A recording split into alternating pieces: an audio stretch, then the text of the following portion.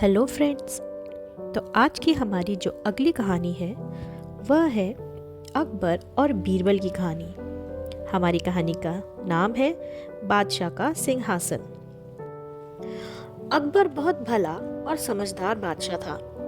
वह बुद्धिमानों और विद्वानों को अपने दरबार में प्रतिष्ठित स्थान देता था। ऐसे दरबारियों में बीरबल भी एक था। बीरबल चतुर और हाजिर जवाब था।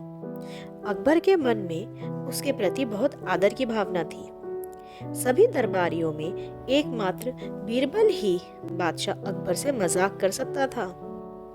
एक बार बीरबल की इच्छा बादशाह अकबर के सिंहासन पर बैठने की हुई।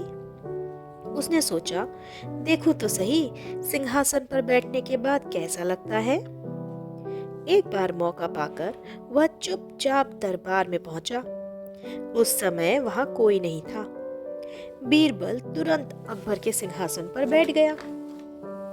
उसी समय बादशाह के एक मंत्री ने उसे सिंहासन पर बैठा हुआ देख लिया।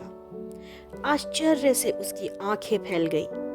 उसने बीरबल की यह उद्दंडता सहन नहीं की।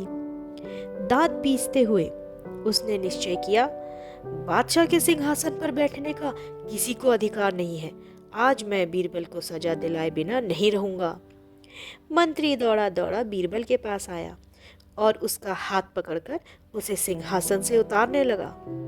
लेकिन बीरबल सिंहासन पर बैठा ही रहा।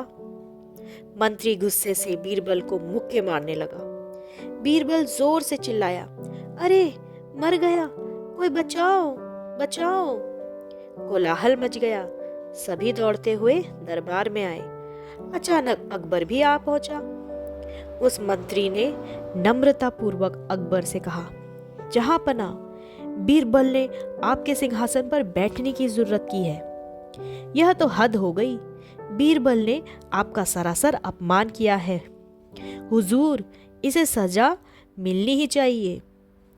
बादशाह अकबर ने बीरबल से कहा, बीरबल, तुम मेरे सिंहासन पर बैठे इसलिए तुमसे अपराध हुआ है। तुम्हें अपने बचाव में कुछ कहना है? बीरबल ने सहज भाव से कहा, हुजूर, मैं तो सीधा साधा आदमी हूँ। फिर मैं हुजूर का अपमान कैसे कर सकता हूँ? मुझे तो यह देखना था कि सिंहासन पर बैठने से मन में कैसे विचार आते हैं और कैसे कैसे दुख सहन करने पड़ते हैं। बादशाह ने तुरंत ही पूछा, बोलो, तुम्हें कैसा अनुभव हुआ?